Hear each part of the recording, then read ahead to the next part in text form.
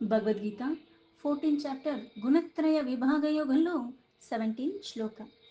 సత్వతా సంజాయతే జ్ఞానం రజసో లోభ ఏవ చ ప్రమాదమోహో తమసో భవతో అజ్ఞానమేవ చ.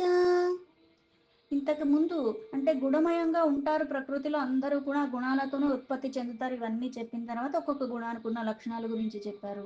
ఆ గుణాల కారణంగా నీకు ఎటువంటి బంధనాల్లో చిక్కుకుంటావో చెప్పారు. మళ్ళీ ఏ గుణానికి లోబడిపోయి మరణం ఆసన్నమైతే మళ్ళీ మనకి ఏం లభిస్తుంది ఫలితం రూపంలో, అది కూడా చెప్పాడు. ఇక్కడ విశేషంగా అసలు ఒక గుణంలో నువ్వు ఉండటం కారణంగా నీకేం లభిస్తుంది. సత్వతాత్ సంజాయతే. సత్వతాత్ అంటే సాత్విక గుణం. సాత్విక గుణము అంటే ఏమిటి అంటే ఎవరిని ఏమి అనకుండా, ఇప్పుడు నేను 5 నిమిషాలు ఎవరిని ఏమి అనకుండా ఉంటున్నాను కాబట్టి నేను సాత్విక గుణంలో ఉన్నాను అని నేను అనేసుకుంటాను. కానీ నిజంగా నేను అందులో ఉన్నాను అంటే లేదు. ఎందుకు? దాని లక్షణాలు ముందు చాలా స్పష్టంగా చెప్పారు. నిర్మలంగా ఉండాలంటే మాలిన్యాల రహితంగా ఉండాలి. ఈ మాలిన్యాలు ఎక్కడున్నాయి? బాహ్యానికి, శరీరానికి నేను బాగా మంచిగా స్నానం చేసేసాను, పైగా మంచి వస్త్రాలు ధరించేశాను కాబట్టి నేను బాగున్నాను శుద్ధంగా అనుకుంటే అయిపోతుందా? లేదు. బాహ్యానికి ఉన్న అశుద్ధం అన్నది చాలా స్వల్పమైనది, అంతరంగికంగా ఉన్నదే ఎక్కువ. ఎందుకంటే నేను బయటికి వ్యక్తపరచట్లేదు మాటల ద్వారా, కానీ నా ఆలోచన ఒక పరంపర ఎంత ఎలా ఉన్నది అన్నది నాకే తెలుస్తుంది, పైగా పరమాత్మకే తెలుస్తుంది. నేను బయటకు వ్యక్తపరిస్తేనే అవతల మనిషికి తెలుస్తుంది. లేకపోతే నేను ఏమి వ్యక్తపరచకుండా కొన్ని కొన్ని క్రియలు చేసేస్తున్నప్పుడన్నా నేను ఏమనుకుని చేశానన్నది కూడా తెలిసిపోతుంది.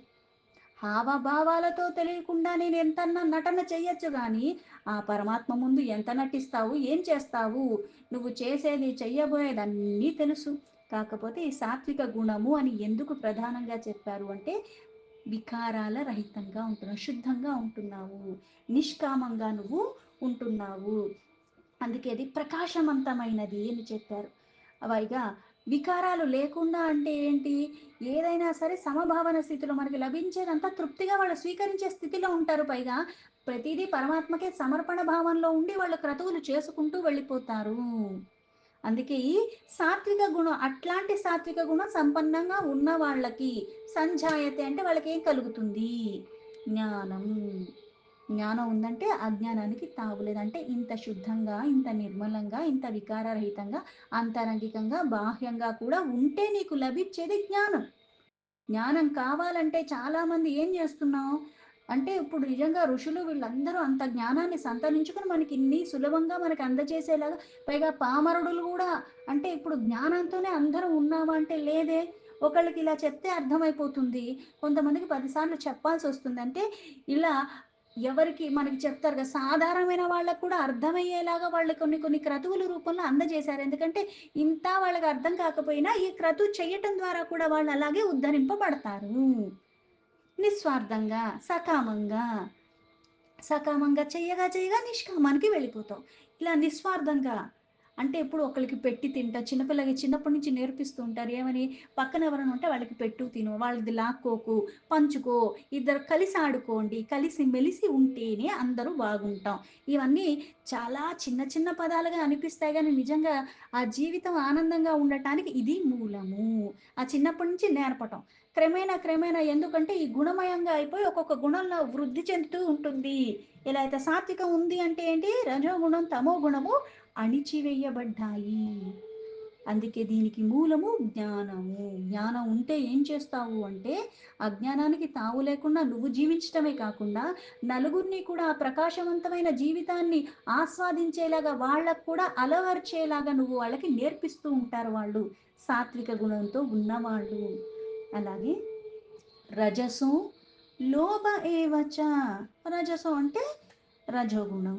ఈ రజోగుణ కారణంగా ఏమవుతుంది అంటే లోభం అంటే అత్యాస. ఆశ పట్టంలో తప్పులేదు. అత్యాస అంటే పరిమితికి మించి ఇంకా కావాలి, ఇంకా కావాలి, ఇంకా కావాలి అన్నట్టుగానే ఉంటుంది. ఇది ఎప్పటికీ ఇంకా అది కామాలు పెట్టుకుంటూ వెళ్ళిపోవటం గానీ, ఆ సెంటెన్స్‌కి ఫుల్ స్టాప్ పెడితే ఆపుతున్నట్టు. ఇంకా అదేం ఉండదనమాట. దీని తర్వాత ఇంకోటి, దీని తర్వాత ఇంకోటి, దీంతో ఆగకుండా ఉండేది అతి ఆశ. నీది కానిది ఆశపడటం ఎంత తప్పో, ఇది కూడా అతిగా ఏదన్నా సరే మంచిది కాదు. సాధారణంగా తీసుకుంటే అతిగా తింటేనే అరిగి చావదే. ఇంకా అతిగా ఏదన్నా ప్రమాదాలకి దారి తీస్తూ ఉంటుంది. అందుకే ఏవచ్చ అంటే ఇదే కాదు. అంటే రజోగుణ కారణంగా ఈ అత్యాసే కాకుండా మళ్ళీ ప్రమాదమోహం. నిన్ను క్రమేణా ఏం చేస్తుంది అత్యాస అన్నది ఒక్కసారిగా కొన్ని వాటికి మనం పడిపోయి ఉంటూ ఏమవుతుందంటే అది చేయకుండా ఉండలేను, ఇది వినకుండా ఉండలేను, ఇది తినకుండా ఉండలేను, ఇట్లాంటివన్నీ వస్తూ ఉంటాయి.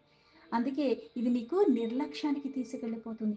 ఈ అత్యాస కారణంగా నాకది ఆశ ఉంది కాబట్టి వేరే నిర్లక్ష్యం చేసేస్తున్నాను. అంటే నా ఫోకస్ అంతా కూడా ఒకదాని మీద పెట్టిన కారణంగా ఇంకోయి నేను విస్మరించే స్థితికి వెళ్ళిపోతున్నా. దీని కారణంగా మళ్ళీ ఏమవుతుంది భ్రాంతికి లోబడిపోతున్నాను. భ్రమలు, ఊహాగానం ఇలా అన్నారంటే అలాగేమో, అలా చేస్తున్నారంటే ఇలా అనుకుని చేసేసారు. అంటే మనకి మనమే అన్నీ ఊహిచ్చేసుకుంటూ ఉంటాము. ఈ నిర్లక్ష్య కారణంగా ఎందుకంటే ఈ వివేచన చేసే శక్తిని కోల్పోతూ ఉంటున్నావు. కళ్ళున్నాయి కూడా చూడలేని స్థితిలో ఇప్పుడు మనకు కాస్త ఏమన్నా అలజడిప్రాయంగా ఉంటే పక్కనే ఉన్న వస్తువు అక్కడక్కడే తిరుగుతూ ఉంటాం గానీ అది కనపడదు. ఎతికేనే అనుకుంటా. కాస్త స్థిమితంగా వెతికితే కనిపిస్తుంది. ఎక్కడ పెట్టానో అదన్నా గుర్తొస్తుంది. మొన్న కదా ఇది తీశాను, ఇది అక్కడ పెట్టా అంటే ఒక 2 నిమిషాలు ప్రశాంతంగా ఉంటే మనకి గుర్తొచ్చే అవకాశాలున్నాయి. కానీ ఇట్లా చంచలత్వానికి అలజడిప్రాయంగా ఉన్నప్పుడు ఏమవుతుంది అంటే కంగారొచ్చేస్తుంది. నేను కంగారు పడటమే కాకుండా పక్కనోళ్ళు గూడా నేను కంగారు పెట్టేస్తాను. మళ్ళీ కోపం వచ్చేస్తుంది. మళ్ళీ వాళ్ళని కూడా తిట్టేస్తాను. వాళ్ళని కూడా బాధకి లోబడేలాగా నేను చేసేస్తున్నాను. అందుకే ఒకటి ఇంకో దానిలోకి తీస్తున్నాను కానీ చాలా జాగ్రత్తగా ఉండాలి. తమసో భవతో అజ్ఞానమేవ చ. అలాగే తమసు అంటే తామసిక గుణము. దీనికి ఏమవుతుంది అంటే అజ్ఞానం పుడుతుంది. దీని నుంచి అజ్ఞానం పుడుతుంది. అంటే జ్ఞానం లేకుండా. అంటే విచక్షణ లేని స్థితి, చెయ్యవలసింది చెయ్యకుండా, చెయ్యకూడనివి చెయ్యటానికి అంటే వ్యర్థమైనవి చెయ్యటానికి, అలాగే మన కర్తవ్యాల నుంచి వైదొలుగుతూ విముఖత ఉంటుంది. తర్వాత చేద్దాంలే, తర్వాత చూద్దాంలే, ఇప్పుడే ఎందుకు, ఇంకా ఎందుకు, ఇంకా సేపు పడుకుంటా అంటే బద్ధకం.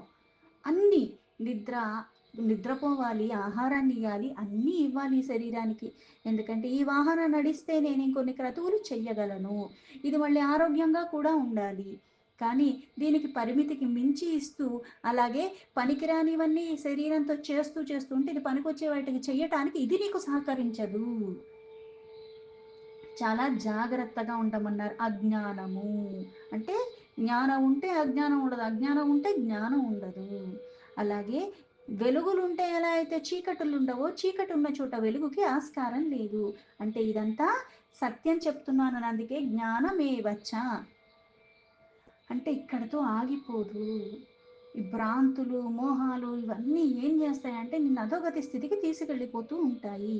శ్లోకానికి యథాతథా మీనింగ్ తీసుకుంటే సత్వతాత్ సంజాయతే జ్ఞానం రజసో లోభ ఏవ చ ప్రమాదమోహో తమసో భవతో అజ్ఞానమేవ చ. సాత్విక గుణం వల్ల జ్ఞానం పొందుతారు. రజోగుణం వల్ల లోభత్వం కలుగుతుంది. తమో గుణం వల్ల ప్రమాద మోహాదులు అజ్ఞానము తప్పకుండా ఉత్పత్తి చెందుతుంది. నువ్వు ఈ గుణానికి లోబడిపోతున్నావు అంటే ఇది తప్పకుండా వచ్చి తీరుతుంది. దాన్ని నువ్వు తొలగించుకోలేవు. ఎందుకంటే ఏవైతే నువ్వు చేస్తున్నావో అదే నీకు లభిస్తుంది. దాన్ని నువ్వు తీసివేయటానికి వీల్లేదు. నాకు ఆ ఫలితంలో మార్పులు కావాలి అనుకుంటే ఇప్పుడు నాకు జ్ఞానం కావాలంటే నేను సాత్వికంలోనే ఉండాలి. అలాగే ఇప్పుడు అత్యాశకి లోబడుతున్నానంటే నేను రజోగుణానికి వెళ్ళిపోతున్నానన్న విచక్షణన్నా ఉండాలి. జ్ఞానం వచ్చింది అంటే అర్థం ఏమిటి అంటే సుఖాలు ఇస్తుంది, శాంతి ఇస్తుంది. ఎందుకంటే తృప్తిని నువ్వు పొందుతున్నావు కాబట్టి సాత్విక గుణంలో ఉన్నావు. ఈ సాత్విక గుణంలో ఉన్న కారణంగా వికారాలు లేకుండా ఉన్న ఇంద్రియాలన్నీ నీ ఆధీనంలో ఉన్నాయి. నువ్వు మళ్ళీ ధర్మాన్ని పట్టుకున్న ప్రతిదీ పరమాత్మక సమర్పణ భావంతో ఉంటున్నావు. ఏది లభించినా సమభావ స్థితిలో నష్టం వచ్చినా, కష్టం వచ్చినా, ఏదొచ్చినా సరే, ఆనందం వచ్చినా సరే ఆ పరమాత్మనే పట్టుకుంటున్నావు. అందులో మార్పు లేదు. ఈరోజు ఒకలాగా రేపొకలా కాకుండా ఎప్పుడూ కూడా నిత్యుడైన సత్యుడైన ఆ పరమాత్మని అలానే పట్టుకుని ఉంటున్నావు. నా ధ్యేయం పరమాత్మ అన్న విచక్షణలో ఉన్న కారణంగా ఇటువంటి క్రతువులు సమర్పణ భావనతో క్రమేణా ఈ అజ్ఞానం అన్న అంధకారం నీకు శాశ్వతంగా తొలగిపోతుంది, స్థిరత్వం వస్తుంది. అది జ్ఞానము అంటే. సాత్విక భావనలు, సాత్విక క్రతువులు, ఈ పరమశాంతి ప్రకాశవంతమైనది నీకెప్పుడు అసలైన సుఖాన్ని ఇస్తుంది. అలాగే రజోగుణం అత్యాస అన్నారంటే ఇక్కడ దురాశ దుఃఖానికి చేటు. దుర్గుణాలతో కూడుకుని ఇప్పుడు ఆశ ఏం చేస్తుందంటే కోరిక అక్కడితో ఆగిపోతుందా అంటే లేదే, అది నెరవేరకపోతే కోపం వస్తుంది. అందుకే కామక్రోధ లోభ అన్నారు. అంటే ఇక్కడ కోరిక తీవ్రంగా ఉంది కాబట్టి వాడు కృషి చేస్తున్నారు రజోగుణం వాళ్ళు. మళ్ళీ కర్మలు అటు ఫలితాల మీద ఆసక్తితోనే వాళ్ళు క్రతువులు చేస్తున్నారని చెప్పారు. అంటే ఇక్కడ కోరిక, అలాగే దాని తర్వాత క్రోధము, మళ్ళీ లోభం, అంటే ఆ స్థితికి చేరిపోతారు. దురాశ కూడా వచ్చేస్తుంది. అంటే నీది కానిది ఆశించటానికి కూడా వాళ్ళు వెనకాడని స్థితికి వెళ్ళిపోతారు. ఆ గుణమయంగా మనం ఉంటూ ఉంటూ ఉంటే అలానే అవుతూ ఉంటుంది. ఎలా అయితే ఇప్పుడు ఒక చిన్న పిల్లాడు అనుకుందాం, 4 ఏళ్ల పిల్లాడు. వాడు ఒక పావు లీటర్ గిన్నె అయితే చక్కగా మోసుకొని తీసుకొచ్చేస్తాడు కింద పడకుండా. 4 ఏళ్ళంటే బాగానే నడక వస్తుంది, అన్నీ వస్తుంది కాబట్టి పైగా పావు లీటర్ గిన్నె చాలా ఈజీగా పట్టేసుకుంటారు. పెద్ద కష్టం ఏం కాదు వాళ్ళకి. వాడు ఉరక్కుండా నడిచి వస్తే ఆ పావు లీటర్ గిన్నె కూడా చాలా అందంగా ఇంటికి తీసుకొచ్చి పావు లీటర్ మన చేతికి ఇచ్చేస్తాడు. ఆ 4 ఏళ్ల పిల్లవాడికే నేను ఒక 10 లీటర్ గిన్నె ఇచ్చి వెళ్ళి దాంట్లోంచి పాలు పట్టరా అన్నాను అనుకో, పట్టుకెళ్ళేటప్పుడు బాగానే పట్టుకెళ్ళిపోతాడు. ఎందుకంటే అందులో ద్రవ్యం లేదు, గిన్నె ఒకటే కాబట్టి వాడు ఎలాగోలాగా తీసుకెళ్ళిపోతాడు. అక్కడికి వెళ్ళాక వాళ్ళు ఆ 10 లీటర్లు అందులో పోసాక వాడు మోసుకుని వచ్చేటప్పుడు ఏమవుతుంది అంటే, ఎంత మెల్లగా నడిచినా ఏది చేసినా సరే వాడికి శక్తికి మించినది మొయ్యలేడు. అప్పుడు ఏమవుతుంది అంటే ఆ గిన్నె పడిపోవడం జరుగుతుంది, ద్రవ్యం మొత్తం కూడా పోతుంది. వాడు ఏ పాత్ర పట్టుకెళ్ళాడో ఆ పాత్ర మిగులుతుంది. పైగా నిజంగా కింద పడింది ఏ గ్లాసో అనుకుందాం, గ్లాసు గిన్నె, అదేమవుతుంది, గిన్నె కూడా పోయింది. అంటే అత్యాశ ఏం చేస్తుంది, అతిగా ఆశపడితే ఏమవుతుంది అంటే ఉన్నది కూడా ఊడ్చుకుపోతుంది అన్నట్టుగానే అవుతుంది. ఆశపట్టంలో తప్పులేదు, ధర్మపరంగా ఉండటంలో తప్పులేదు. ఇక్కడ నువ్వు సకామ నుంచి నిష్కామకెళ్ళే ప్రయత్నం, ఎంతసేపు కోరిక కోరిక కోరిక అంటూ నువ్వు అలాగే ఉండిపోతే ఎదుగు బొదుగు లేని స్థితిలో ఉన్నప్పుడు ఏమవుతుంది అంటే అజ్ఞానం ఎక్కువగా ఆవరించడానికి ఆస్కారం ఉంటుంది. ఇది మళ్ళీ నిన్ను తమో గుణానికి తీసుకెళ్ళిపోతుంది, సాత్విక గుణానికి తీసుకెళ్ళదు. రజోగుణం మధ్యలో ఉన్నావు, కొంచెం కృషి చేస్తే సాత్విక గుణానికి వెళ్ళిపోతావు. అక్కడ కాస్త నిర్లక్ష్యం వచ్చింది, దురాశాలు ఇంకా ఎక్కువ ఎక్కువ అయిపోతున్నాయి అంటే ఏమవుతుంది, తమో గుణానికి పడిపోతావు. మళ్ళీ తమో గుణాన్ని నుంచి రజో గుణానికి కూడా రాలేని స్థితిలో కూడా మనం ఉండొచ్చు. అందుకే ఈ ఈ గుణంలో ఉండి మనకి మరణం వస్తే కూడా మళ్ళీ కర్మల పట్ల ఆసక్తితోనే మానవ జన్మ అని చెప్పాడు. కాకపోతే ఆ ఆసక్తి వీడకపోతే ఇంకా ఇంకా జనన మరణాల చక్రాల్లోనే భ్రమిస్తూనే ఉంటావు. ఆశ అన్నది నిన్ను వీడకపోతే విచక్షణ అన్నది కూడా మనం క్రమేణా కోల్పోతూ ఉంటాము. ఈ క్రమేణా కోల్పోయేటప్పుడు ఏమవుతుందంటే మన వాళ్ళని కూడా మనం దూరం చేసుకునే స్థితికి వస్తాం. అత్యాస, ఆసక్తి, స్వార్థం వచ్చేస్తుంది. ఈ స్వార్థ కారణం ప్రతిదాన్ని అనుమానాస్పదంగా చూస్తూ ఉంటాం. ఈ నిజంగా మన ఇంట్లో ఎప్పటి నుంచో పనోడు ఉన్నాడే అనుకుందాం. పాపం నిస్వార్థంగా చాలా చక్కగా చేస్తూ ఉన్నాడు. కాకపోతే ఇప్పుడు నా దగ్గర ఎక్కువ డబ్బు వచ్చేసింది, ఎక్కువ బంగారం అన్నీ నా ఇంట్లో పెట్టుకుంటున్నాను, ఎప్పుడో నేను ఇక్కడ పెట్టావో ఇంకోటి ఎక్కడో తీసుకెళ్ళి పెడతాను, కాకపోతే ఈ వస్తువులన్నీ నేను ఇక్కడే పెడతాను, ఇప్పుడు ఇక్కడ లేవంటే ఆ పనోడి మీద కూడా అనుమానం వచ్చేస్తుంది. అనుమానం వచ్చేసి వాడిని తీసేయటం జరుగుతుంది. అటువంటి వాడు మళ్ళీ నాకు దొరుకుతాడా అంటే కష్టం. అంటే ఒక్క క్షణం ఇంకొంచెం ఆలోచించుకుని నిర్ణయం తీసుకుంటే ఒకలాగా ఉంటుంది. కాకపోతే ఈ అత్యాస కారణంగా, ఈ లోభత్వం కారణంగా మనం ఏం చేస్తున్నామంటే ఈ గుణాలు వికారాల్లో పెంచిపోయి మనము కోపానికి లోబడిపోయి మళ్ళీ తీసుకొని నిర్ణయాలు తీసేసుకుని మళ్ళీ దాన్ని అమలు పరిచేస్తాం వెంటనే. దాన్ని ఏం పెద్దగా మనం ఆగి ఇంకొకసారి చూసి అన్నట్టుగా కాకుండా వెంటనే ఈ క్రోధంలో మనం అది చేసేయటం వల్ల చాలా నష్టపోతూ ఉంటాము. నిర్లక్ష్యం వచ్చేస్తుంది. అలాగే తమో గుణము, మోహాలు అంటే ఏంటంటే చెయ్యకూడనివి చెయ్యాలన్న ఆశ కలుగుతూ ఉంటుంది అజ్ఞాన వశమున. ఈ అజ్ఞానం మళ్ళీ మనకి ఎలా ఉంటుంది అంటే ఎక్కడా కూడా అంటే రోజుకి ఇంత తినాలి, రోజుకి ఇంతసేపు పడుకుంటే నా శరీరం చాలా చక్కగా నేను చేయటానికి కర్మలు నాకు సహకరిస్తుంది. కానీ దీనికి ఇవ్వరాని తిండి అప్పుడప్పుడు ఏదో మనం అప్పుడప్పుడు వెళ్ళి ఏదన్నా విందులు వినోదాలు అంటే శరీరం తీసుకుంటుంది. రోజులు విందులు వినోదాలు అని చెప్పి పగలంతా పడుకుని రాత్రి పని చేస్తాను అంటే శరీరం తీసుకోదు. నీకు 20లో బాగా చేసేస్తున్నాను కాబట్టి నాకేం కాదు, నాకేమవుతుంది, వీళ్ళందరూ అలాగే చెప్తారంట.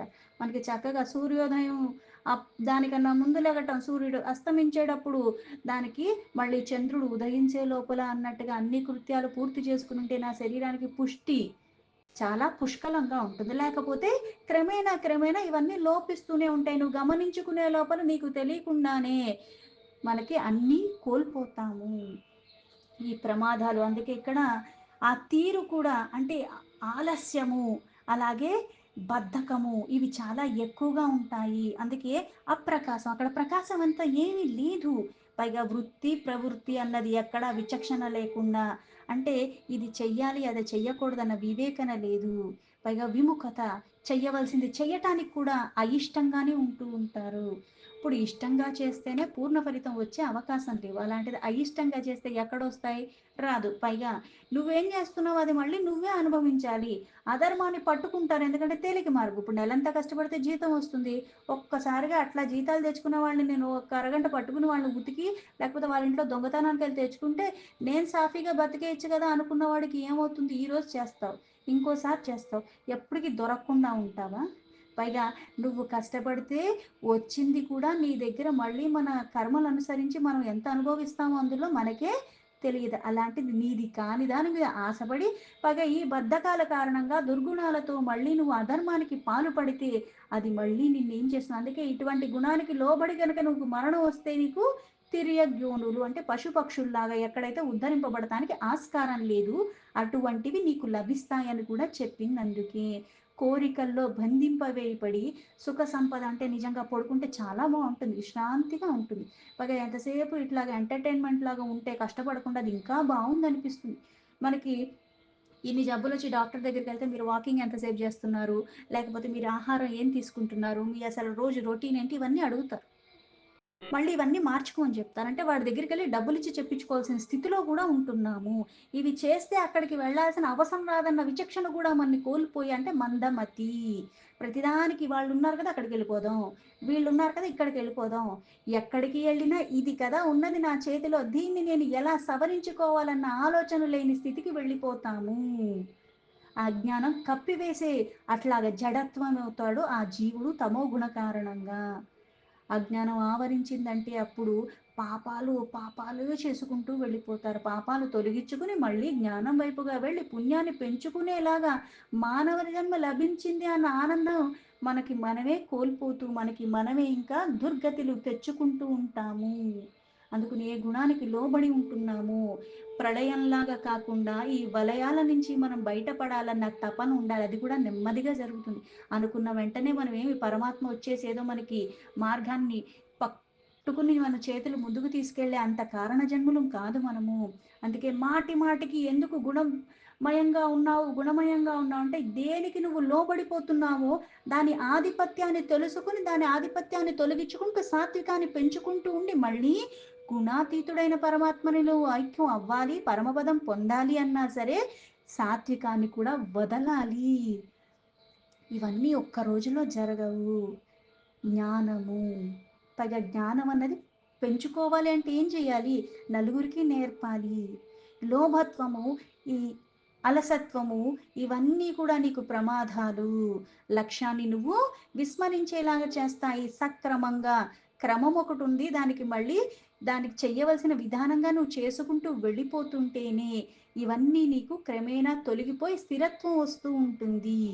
ఆ స్థిరత్వ కారణంగా నీకు ఏమవుతుంది అంటే పరమాత్మ సాన్నిధ్యం లభిస్తుంది. అందుకే సాన్నిధ్యము, సాలోక్యము, సామీప్యము ఇవన్నీ ఎందుకు చెప్పారు? సారూప్యం కూడా లభిస్తుంది. జాగ్రత్త అవస్థలో ఎలా ఉన్నావో దానికి మళ్ళీ నీకు నిద్రావస్థలో కూడా దానికి మూలమవుతూ ఉంటుంది. అందుకని ఎలా ఉంటున్నావు, ఏ కోవకు నువ్వు చెందుతున్నావో నిన్ను నువ్వు అర్థం చేసుకో. ప్రపంచం అప్పుడు నీకు చాలా క్షుణ్ణంగా అర్థమయ్యేలాగా అవుతుంది. అలాగే నిన్ను నువ్వు మార్చుకుంటూ ఉంటే కూడా అన్నీ నీకు అనుకూలంగా అప్పుడు అవుతాయి. నేను మారనంత వరకు నాకేది అనుకూలంగా ఉండదు. దీంతో భగవద్గీత 14 చాప్టర్ గుణత్రయ విభాగ యోగంలో 17 శ్లోక సంపూర్ణం.